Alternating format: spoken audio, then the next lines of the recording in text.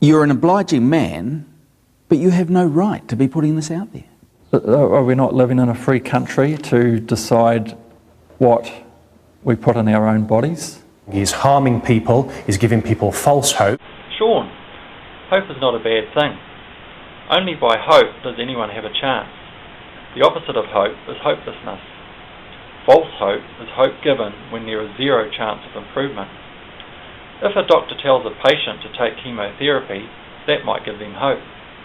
Then, if your neighbour says a particular medication cured them, that might give you hope. So, if MMS has cured just one person, does that not count as hope? People with potentially terminal conditions are desperate, vulnerable. Right. Well, what do you say to them? Say, look, don't try MMS because we've decided that we don't think it helps anyone. Or do you say, hey, this worked with someone else? But you need to say, I'm not qualified to say anything. Why do I need to be qualified to put a product on the market that is a water treatment product? It's more than callous, it's cruel. It preys on people's hopes. He might genuinely believe it. Yeah, but there are people who genuinely believe the earth is flat. Who is this guy? Where does he come from? What is his area of expertise here? And what personal or other research has he done on MMS to enable him to make these claims? Well, Bruce does not appear to be a medical expert at all. I wonder if Bruce has, or even knows anyone, who has even tried MMS for themselves, let alone carried out any research. Personal opinion, based on no scientific evidence, are simply opinions. According to the Body Positive website, Bruce Kilmister is simply a Chief Executive Officer, has worked at Body Positive for over 10 years, no mention of medical experience at all. He's playing wrong and he's playing with people's lives, and he should stop what he's doing now. Well, MedSaver's the body that's supposed to police this sort of thing. I'm joined now by Stuart Jessamine in our Wellington studio. Stuart, can this stuff harm you?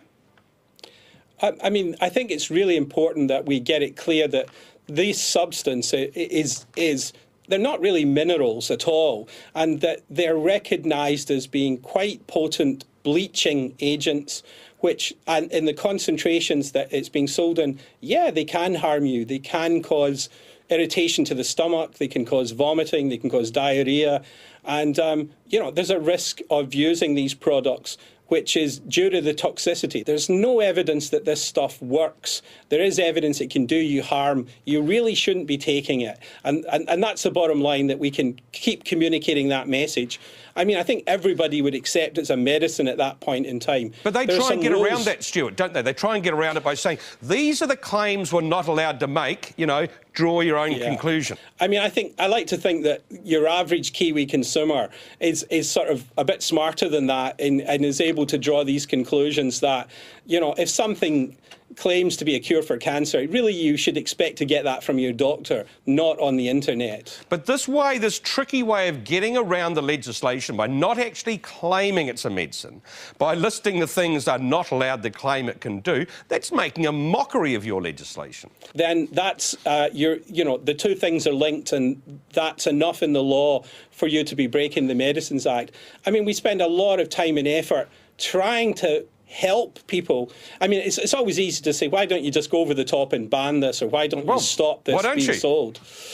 I mean, I think that the problem is that we can ban it today, it will pop up tomorrow in another form. So we actually think that we're much better spending our effort trying to get companies to understand what they can and can't do. Where a company, however, keeps breaking the law, or keep saying, you've told us we can't do this, but we are going to keep doing it.